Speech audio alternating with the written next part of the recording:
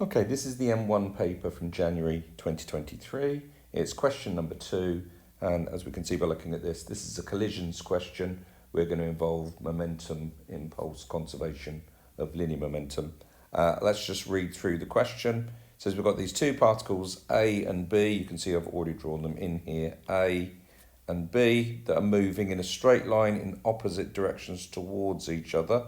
So one's moving in that direction, and the other one's moving in that direction. Particle A has a mass of 3m, B has a mass of m, and it says immediately before the collision, both particles have a speed of 1.5. So part A, let's say this is the before diagram, and I've got that this is travelling with 1.5, and this is exactly the same, 1.5. Immediately after the collision, the direction of motion of A is unchanged, that keeps going, and there's a difference between the speed of A and B of 1 metre per second.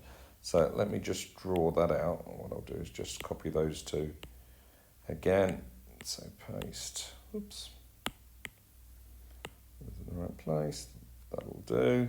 So for after,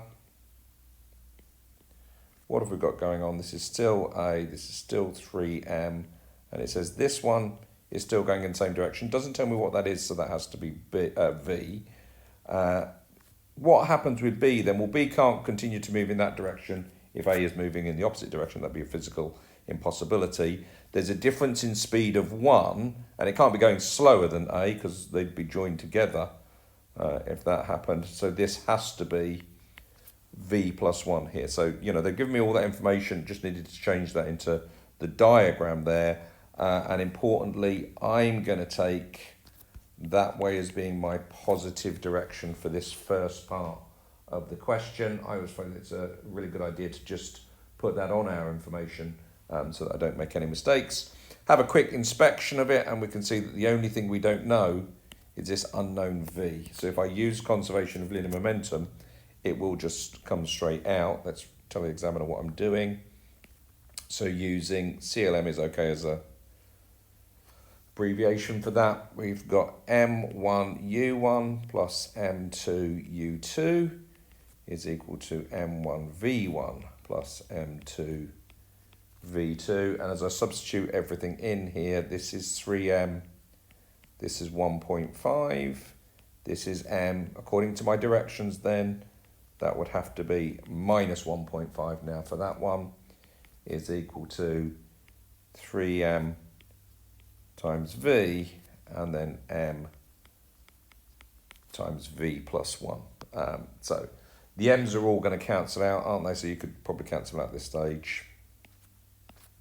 And I'm going to get 4.5 minus 1.5 here is going to be equal to 3V plus V plus 1 there. I'm going to get 4V on this side, 2 on that side, so V is going to work out to be a half, or 0.2 meters per second.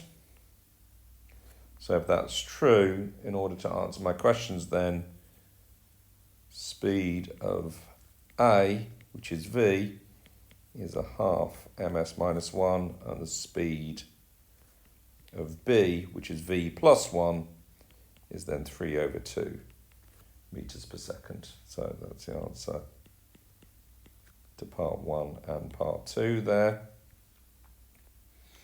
Part B, find in terms of M, so we can't get rid of M for this part, the magnitude of the impulse exerted on B in the collision,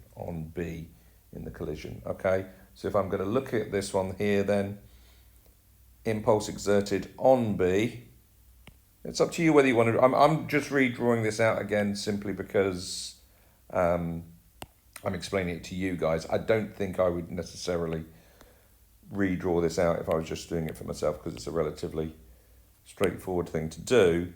So if I'm going to have the impulse on B, then what I tend to do is to say, right, okay, I'm now going to take, if that's my impulse, I'm going to take that as my positive direction here.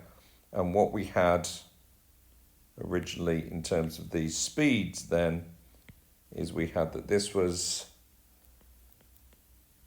minus 1.5 originally, and we know that it ends up with 1.5 in that direction afterwards. So my impulse is simply going to be m v minus u. So my impulse is going to be m 1.5 minus 1.5. So my impulse is going to be 3m.